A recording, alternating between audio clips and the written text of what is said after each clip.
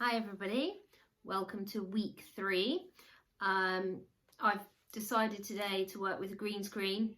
I've been inspired by one of our writers, I won't name names, but one of our writers who came up with a character who lives on the streets, and so I thought I'd try and inspire you a little bit as well.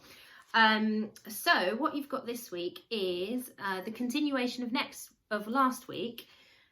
But you've got some character sheets like this, and there are 2 character ideas on each sheet. Now these ideas are ideas that have come in up till now from writers who are part of the project. So if you didn't send me one, don't worry at all. But those people that did send one in, I thought the simplest thing to do was just to provide all of those characters' profiles to the other writers so that you can choose one. So the idea for this week is you choose a character, first of all. So read through those character profiles and see which one you're interested in. And then what we're going to do is try and write a story, just a short story, using one of those characters. And what I've given you is something that looks a little bit like this, only yours is more colourful. And it says what is the beginning, the middle and the end. Because people always used to say to me, remember your story has to have a beginning, a middle and an end. And I used to think, yes, but like, honestly, what do they mean by that really? So I've just tried to be a little bit more clear. So beginning, you're going to introduce your character and you're going to establish their problem. So somehow, however you do it, we just need to get that sense of who's the character, what do they want, and what's the problem that they've got. In the middle, here are some things you can think about. What is getting in the way of your character getting what they want or need? What is the obstacle? That might mean that you can come up with an antagonist, like a kind of baddie, somebody who is opposed to them, either because they want something completely different and they're getting in each other's way, or because they are just getting in the way, maybe on purpose, but sometimes it's not on purpose. Then you're going to introduce the baddie and the problem that they create. And we're going to hear a little bit about how your character attempts to solve the problem, attempts to deal with the thing that is getting in their way, the obstacle, and maybe some different complications that arise as they attempt to solve the problem. And then at the end of your story, you're going to decide whether or not they get what they want. We're trying to write quite happy stories, so on the whole, if you can find a way to give them a happy ending, then see if you can. But remember that to give your character a happy ending, they don't necessarily have to get the exact thing that they wanted. They could just get something different than what they thought they wanted.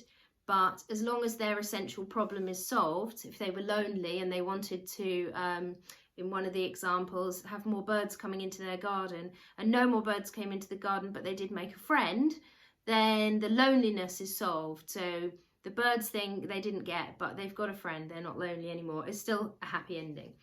There's a fuller description of how that might work here. So I've actually put a sheet in at the back, and it goes sort of step by step through just an example.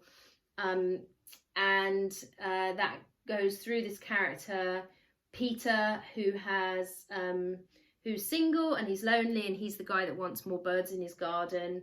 And well, you can read that through yourselves. So that's all there is to it this week. And what I would suggest is don't worry about the structural stuff at first. Use your gut, write a story, choose a character, start writing a story. When you start to wonder whether or not your story works, or if you get stuck with your story, or even if when you finished it you want to just go back and check whether or not you've kind of hit the beginning, middle and end parts of the story that people always refer us back to needing to write into our stories, then have a little look again at whether or not you think you managed to introduce obstacles, introduce an antagonist, any of those things. Go back to the sheet that looks like this and have another look and just see whether you think you've got structure kind of in there.